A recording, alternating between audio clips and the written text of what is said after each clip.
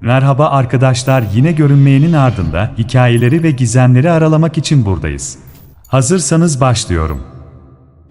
İlk insan olarak bilinen bütün yazıtlarda adından sıkça bahsedilen Hazreti Adem yaratılmadan önce bu dünyada neler olduğunu hiç düşündünüz mü?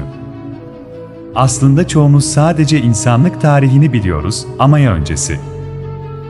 Bu videoda sizi unutulmuş çağlara, karanlık ve gizemli bir geçmişe götüreceğim.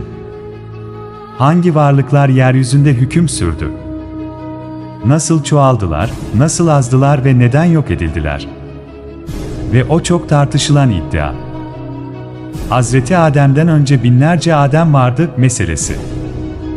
Hazırsanız, zamanın henüz başlamadığı o ilk ana gidiyoruz. Başlangıçta ne zaman vardı ne mekan. Ne gök vardı ne yer, ne melek ne cin, hatta önce ve sonra diye bir şey bile yoktu. Sadece Allah vardı. Ezeli, ebedi, tek ve mutlak. Sonra bir emir yankılandı, o ve yaratılış başladı. Ama ilk yaratılan bir yıldız ya da bir dağ değildi. İlk yaratılan kalemdi. Kaleme, kıyamete kadar olacak her şeyi yazması emredildi. Düşen bir yaprak, atılan bir adım, söylenen bir söz, kırılan bir kalp. Hepsi tek tek yazıldı ve levh-i mahfuzda mühürlendi. Zaman geçti. Dünya artık vardı ama hala insan yoktu. Fakat yeryüzü boş değildi. Rivayetlere göre ilk yaşayanlar, can adı verilen varlıklardı. Mağaralarda yaşar, taşta konuşur, ateşi kullanır, rüzgarı hissederlerdi. Doğayla iç içe, güçlü ama ilkel bir hayat sürüyorlardı. Başlangıçta her şey sakindi. Ama sonra güç arttı, çoğaldılar ve o kaçınılmaz şey ortaya çıktı, kibir. Biz güçlüyüz, bize her şey serbest diyenler çoğaldı. Zulüm yayıldı, masumların sesi göğe yükseldi. Allah onları da uyarısız bırakmadı. Rivayetlere göre onlara da yol göstericiler geldi. Ama kimisi dinledi, kimisi inkar etti. Hatta bazıları uyarıcılarını öldürdü, tıpkı daha sonra insanların yaptığı gibi. İşte o noktada denge tamamen bozuldu. Ve hüküm geldi. Melekler yeryüzüne indi. Öyle bir savaş yaşandı ki dağlar sarsıldı. Can kavmi dağıldı, yok edildi. Hayatta kalanlar ise mağaralara, deniz diplerine, ıssız köşelere kaçtı. Ve ardından yeni bir dönem başladı. Yeryüzünün idaresi bu kez cinlere verildi. Kur'an'da da belirtildiği gibi cinler insanlardan önce yaratılmıştı. Ama burada önemli bir detay var, can varlıklarının kim olduğu kesin değil. Kimine göre cinlerin atası, kimine göre tamamen farklı bir tür. Bu yüzden kesin konuşmak yerine rivayet demek daha doğru. Cinler döneminde de benzer şeyler yaşandı. İçlerinde iyiler de vardı, kötüler de. Kimisi ibadet etti, kimisi azdı. Kabileler kurdular, şehirler inşa ettiler ama kibir yine ortaya çıktı. Rivayetlere göre cinlere de peygamber gönderildi. Ama yine aynı sonuç, inkar edenler oldu, hatta öldürenler bile. Zamanla fesat büyüdü. Ve yine ilahi müdahale geldi. Melekler yeryüzüne indi, büyük savaşlar yaşandı.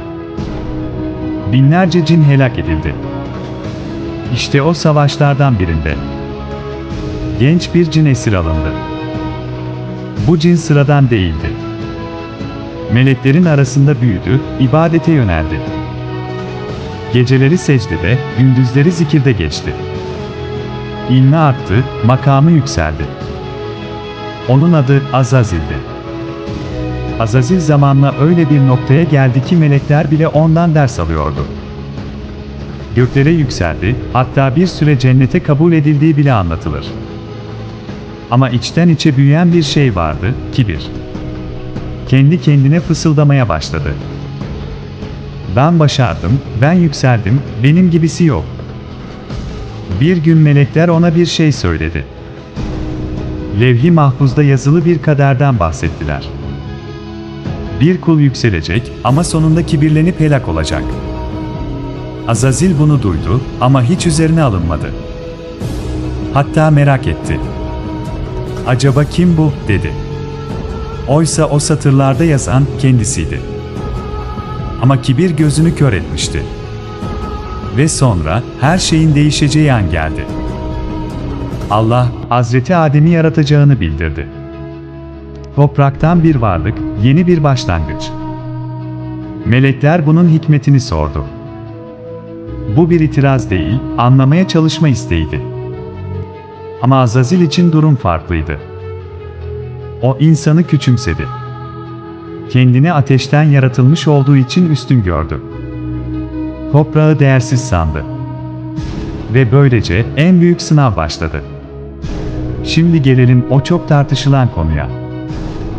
Hazreti Adem'den önce başka Ademler var mıydı? Bazı büyük alimlerin eserlerinde buna benzer ifadeler geçer. Bu yüzden birçok kişi şunu sorar. Acaba Hazreti Adem ilk insan değil miydi? Ama Kur'an'a baktığımızda çok net bir ifade var. İnsanlık tek bir nefisten yaratıldı.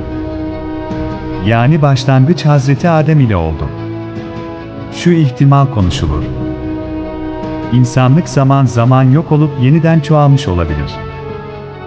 Bu yüzden mecazi olarak birçok Adem geldi denmiş olabilir. Ama bu, ilk insanın Hazreti Adem olduğu gerçeğini değiştirmez. Kısacası genel kabul şudur. İlk insan Hazreti Adem'dir. Ondan önce insan yoktur. Ama ondan önce bu dünya hiç de boş değildi. En doğrusunu Allah bilir. Eğer bu tarz derin, gizemli ve düşündüren hikayeler hoşuna gidiyorsa, takip edip abone olmayı unutma. Çünkü daha anlatacak çok şey var.